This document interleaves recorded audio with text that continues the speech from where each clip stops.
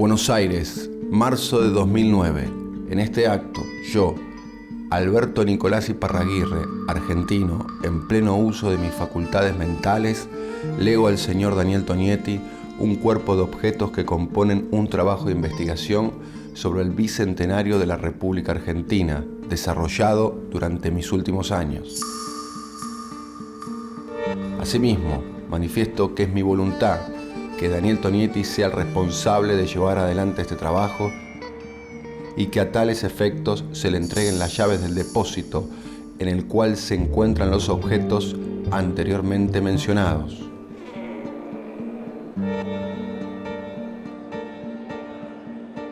En el lugar encontrará 13 cajas. Las mismas se encuentran ordenadas por temas y contienen todo aquello que juzgué necesario para que, en 13 fascículos, se pueda reflexionar sobre los 200 años de la historia argentina.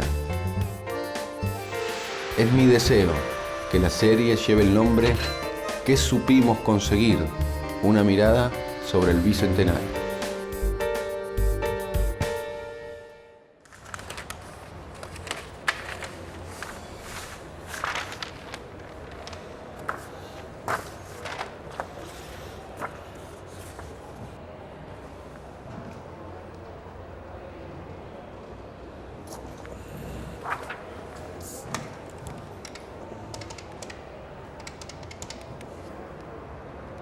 Hola, ¿cómo andás? Daniel habla. Bueno, finalmente me dieron los resultados. Escuchá lo que tengo, mira. Leve meniscopatía degenerativa en zona de transición entre cuerpo y cuerno del menisco interno sin rotura. Básicamente, un esguince de rodilla. Así que, sí, me voy a tener que olvidar del fulbito por un par de meses. Espero que no me extrañen, muchachos, ¿eh? Bueno, te mando un abrazo. A ver cuándo nos vemos, ¿eh? Bueno, viejo. Chao.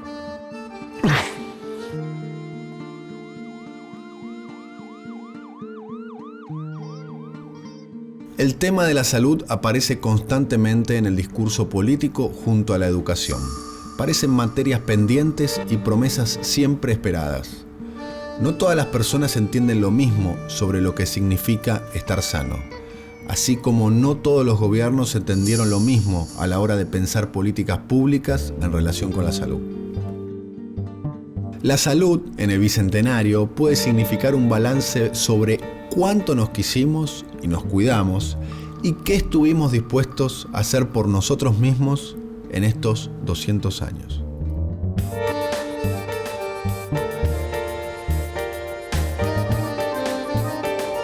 La salud pública aparecía como sinónimo de higiene social en el clima del primer centenario.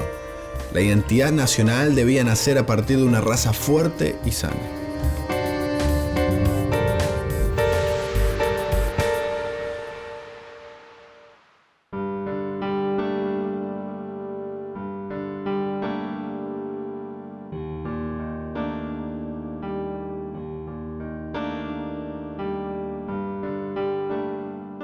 La campaña contra las enfermedades venéreas, en primer lugar la sífilis, se recortaba como un castigo no solo para las prostitutas, sino también, y fundamentalmente, para los hombres que frecuentaban el mundo del burdel, violando un código moral interesado en alentar una sexualidad restringida.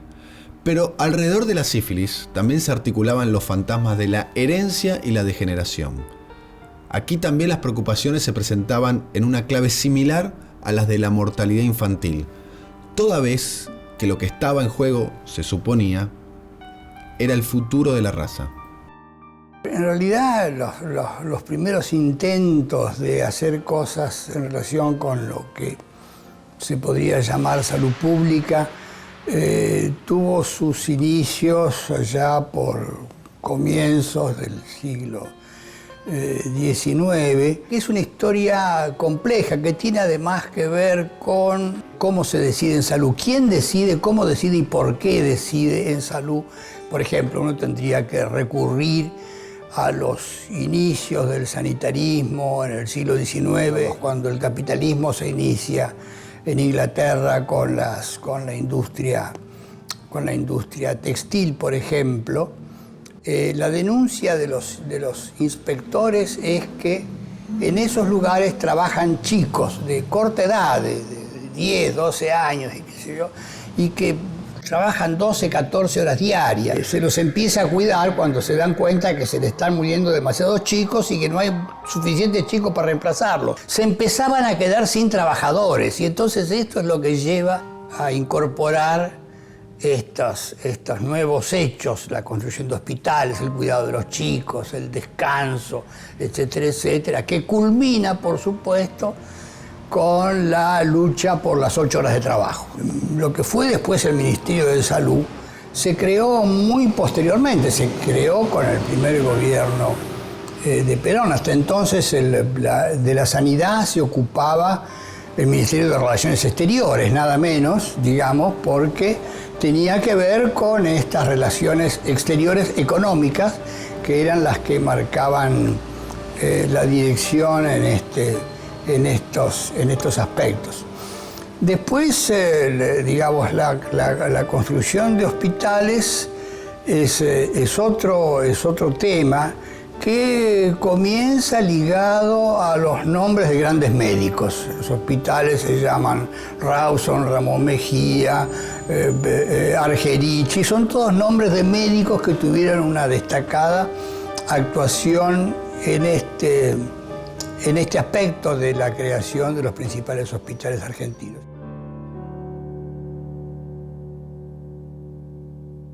A fines del siglo XIX, la preocupación pública por la salud tomó cuerpo.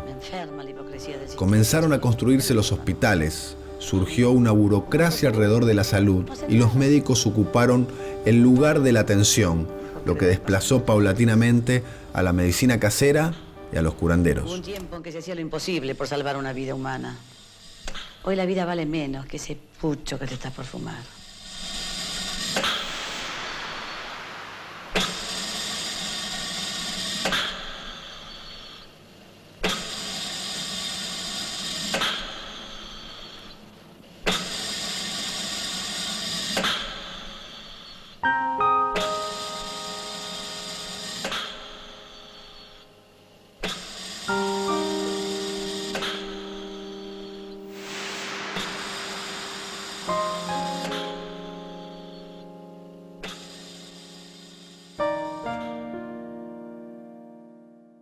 Mi nombre es Paula, soy estudiante de medicina, soy patagónica de la provincia del Chubut. Esta facultad tiene así como íconos muy importantes en cuanto a su trayectoria más científica, un perfil bien biologicista y bueno, esto del laboratorio, el esquema del científico, el médico del laboratorio.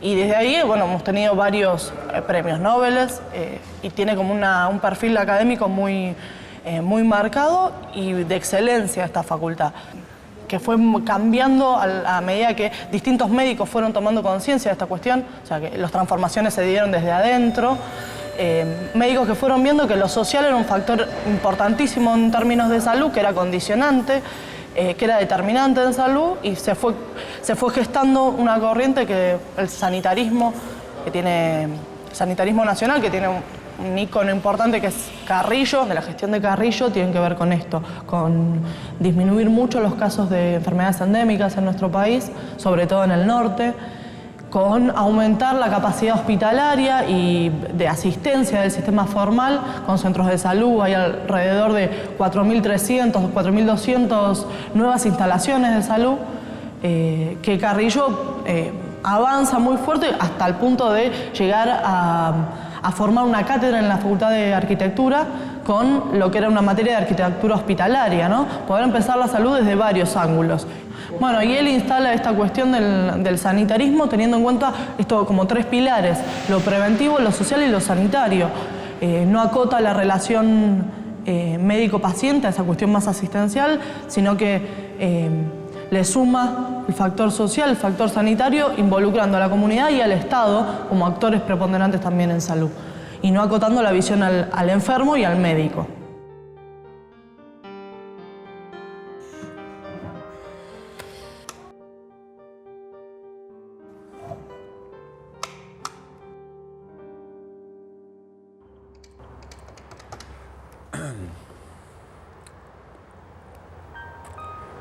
consultorio, buenos días. Hola, sí, ¿qué tal?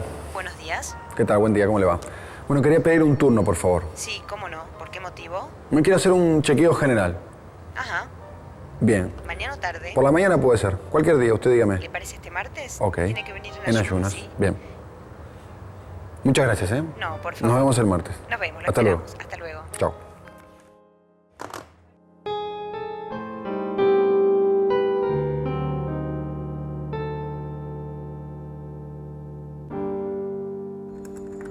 En los años 30, el sarampión o la viruela habían dejado de ser mortales para la gente y aunque la tuberculosis seguía matando, las cifras comenzaron a estabilizarse.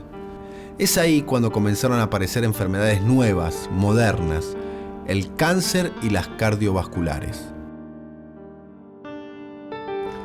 Con el correr de la década se fortaleció el consenso acerca de la necesaria intervención del Estado en el conjunto de la vida social y entonces el derecho a la salud fue visto como una ampliación de los derechos ciudadanos, con el Estado como garante de su cumplimiento. Yo me llamo Donato Spacavento, soy médico, me dedico a trabajar en salud pública. Digamos, la salud, el sector salud nunca escapa a la ideología hegemónica de un momento histórico. Digamos, el neoliberalismo fomentaba el individualismo, fomentaba el negocio, fomentaba el sálvese quien pueda. En los años 90 empieza a construirse el modelo, o a reconstruirse el modelo hospitalocéntrico, o sea que el hospital era el centro del sistema de salud, no la comunidad, y donde la enfermedad era el objetivo primario de toda la atención. En los 90, además, basados en estos fundamentos filosóficos e ideológicos, se avanzó también sobre los hospitales y sobre el sistema de salud, fragmentándolo. Se descentralizaron todos los hospitales que eran nacionales, pasaron a ser municipales o provinciales. Esta descentralización lo único que marcó es una mayor inequidad en salud. En términos de modelo de atención, se profundizó el modelo de atención del hospital, de la enfermedad, porque es más negocio, produce más una línea de negocios la enfermedad que no la produce la salud.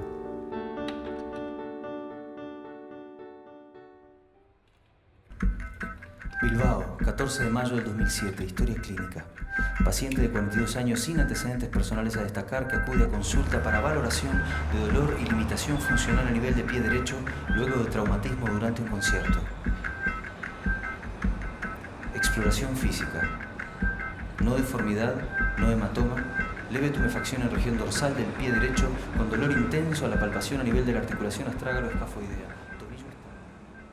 ¿Cómo es la historia de este hospital, del Hospital Posadas, con respecto a la dictadura militar? ¿Es verdad que acá hubo un centro de detención clandestino? Sí, efectivamente. Este hospital fue sorprendido por la dictadura en una etapa de crecimiento. En realidad, aunque el edificio es de los años 50, hacía poco tiempo que había comenzado a funcionar como hospital, abierto a la comunidad, y se había nutrido de un grupo de gente joven en el hospital que tuvo mucho compromiso con la salud pública y con la apertura del hospital hacia la comunidad. Y esto era un proyecto que la dictadura no podía tolerar. Así que intervino militarmente el hospital, puso un grupo represivo armado en el hospital, provocó detenciones, secuestros, y después se supo de que dentro mismo de las instalaciones del hospital, en un chalet separado del edificio principal, funcionó un centro clandestino donde estuvieron varios de los miembros de este hospital que continúan desaparecidos, de modo tal de que se generó esta paradoja terrible de que en un lugar destinado a defender la vida, lo que se hizo fue generar la muerte.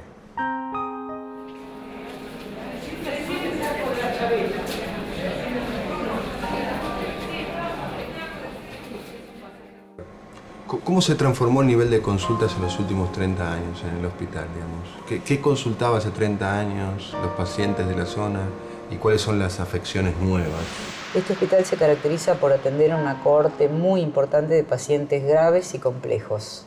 Las enfermedades están altamente ligadas a los procesos sociales y económicos, no solamente a las cuestiones biológicas, y además hay enfermedades reemergentes y enfermedades nuevas. En las últimas 2 décadas, la epidemia de VIH-Sida, el devenir y los picos y descensos de la tuberculosis y de otras enfermedades antiguas, así como la aparición de otras como el hantavirus, el dengue, que no existían previamente. El mutualismo obrero, las sociedades de socorros mutuos de las colectividades, los círculos de obreros católicos, todo eso creció alrededor de un Estado y finalmente impuso en él una visión global y solidaria de la salud. La existencia tanto de las obras sociales como de las prepagas hoy demuestra no solo el énfasis y la preocupación social por la salud, sino a su vez los límites del Estado para satisfacer esa demanda. El factor social, el factor de la vida, la estructura de vida, ¿determina, condiciona, influye en las problemáticas de salud de nuestra gente? Sí, claro que sí. Digamos, si uno tiene muchas otras cosas de las que preocuparse, que son mucho más graves que esto, la gente no cree que la presión arterial realmente pueda llegar a hacer algo que le puede llegar a causar un problema muy grave, que lo puede dejar inválido, que la familia después lo tenga que cuidar. La diabetes sí, es algo de lo que se murió mi mamá o mi abuela, pero... Y si yo tengo, bueno, de algo me tengo que morir, entonces como que tienen otras cosas de preocuparse, por ahí no tienen trabajo, entonces... no se cuidan, no se interiorizan. Claro, lo que dice la Comunidad Central, fíjense que en todos los datos de las últimas 24.000 personas que pasaron por los campamentos de Cuidarse en Salud, el 20% no había concurrido a ninguna atención médica de cuidado en los últimos 2 años. ¿Qué podemos decir acerca del rol del Estado, las organizaciones y la sociedad con respecto al tema de la salud? Hay que hacer cambios estructurales profundos en el sistema de salud. Hay que cambiar esta visión hospitalocéntrica que tiene sucursales, que son los centros de salud en los barrios, pero que tienen la misma metodología del hospital llevado a los barrios, y cumplir con la normativa de Alma Ata de trabajar extramuros, trabajar en la sociedad. ¿Y cómo es la situación de los infantes? ¿Cómo es la situación de la infancia, de los jóvenes y de las mujeres pobres en Argentina con respecto a la salud? No se puede despegar de este esquema que hablamos recién, digamos, ¿no es cierto? Tanto los infantes, las mujeres jóvenes, como los sectores más vulnerables, que son por ahí las personas de mayor edad, ¿no es cierto?, están dentro de esta situación si pertenecen a los sectores excluidos del sistema de salud, ¿no es cierto? Obviamente no tienen una respuesta por parte del sistema, se automedican, sobreviven sin ninguna condición o ninguna posibilidad de prevenir y de cuidar su propia salud. ¿Qué se puede decir con respecto al mal de Chagas, que lo llaman el SIDA de los pobres? Sí. El mal de Chagas es mucho más grave que el SIDA, muchísimo más grave que el SIDA, porque hace a un estilo de vida donde a un habitante de estas zonas donde es pandemia el mal de Chagas, ¿no es cierto?, él cambia su propio estilo de vida, que sí puede hacerse con el SIDA, usar preservativos, cuidarse en la relación, evitar promiscuidad, etcétera, etcétera. El mal de Chagas, si la vivienda que habita tiene Chagas, es el barrio que tiene Chagas, el pueblito que tiene Chagas, etcétera, etcétera. En nuestro país hay 300.000 infectados por Chagas. Esto es solucionable combatiendo al vector, la vinchuca, que es el que transmite, haciendo una profunda reforma en las viviendas rurales que padecen el mal de Chagas, pero sobre todo hay un problema de naturalización en la conciencia y de sentido común de cada uno sobre la problemática del Chagas, porque es, insisto, es mucho más grave que el SIDA en nuestros países, digamos.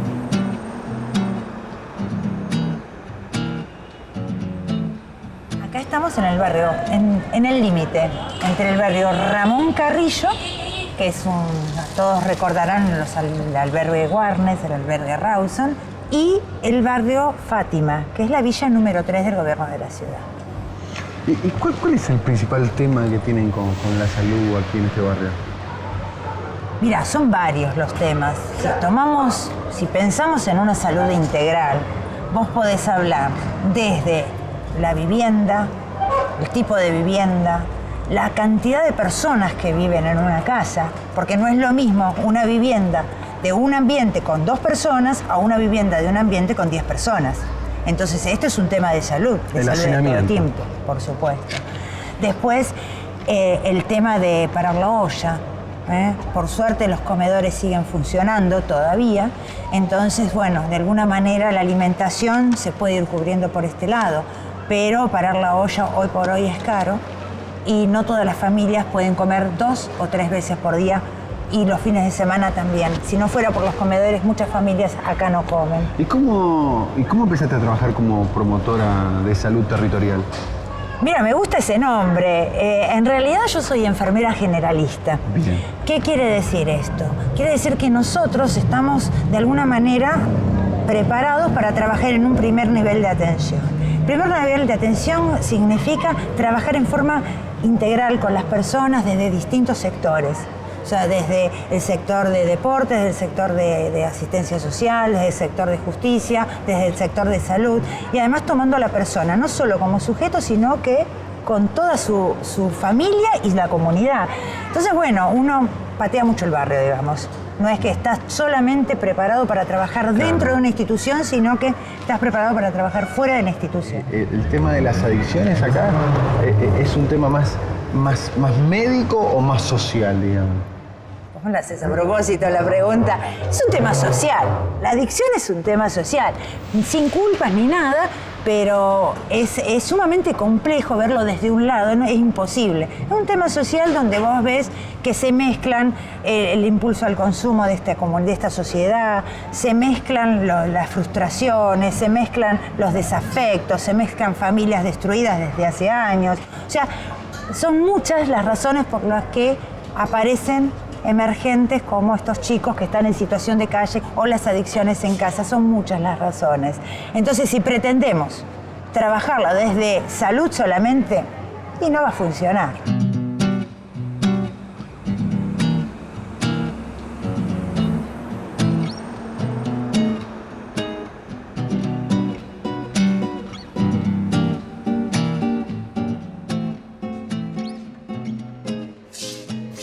Toñetti.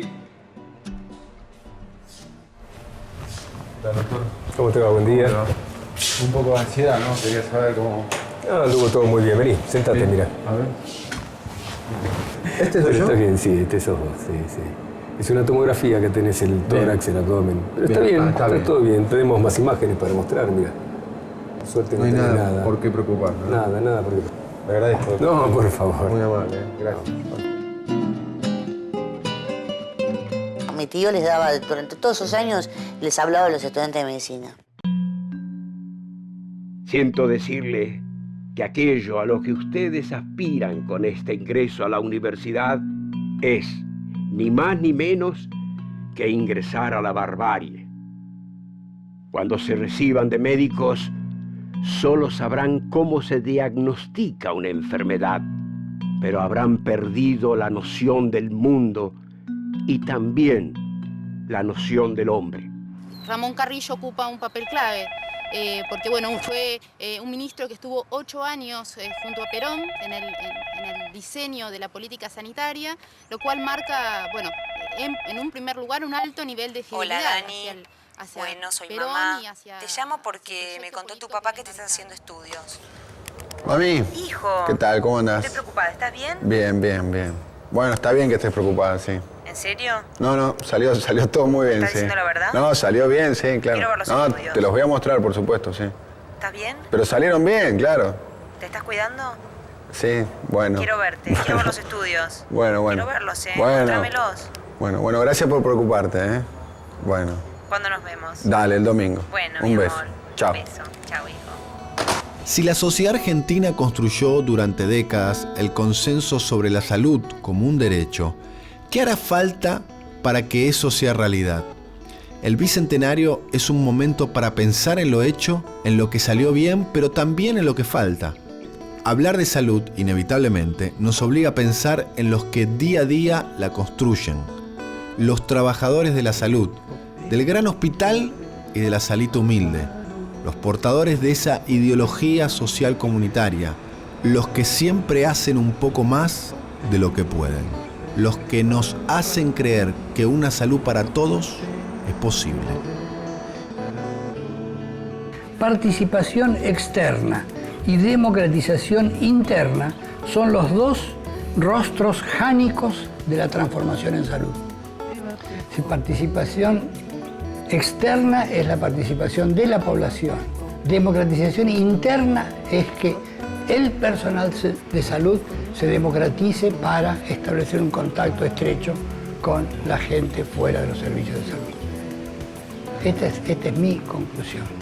El Estado tiene la enorme responsabilidad de encarar la problemática de salud de sus habitantes no como bien de mercado, sino como derecho, y de organizar sus sistemas en los distintos escalones de complejidad de tal manera de garantizar con equidad el acceso a todas las complejidades a todas las personas.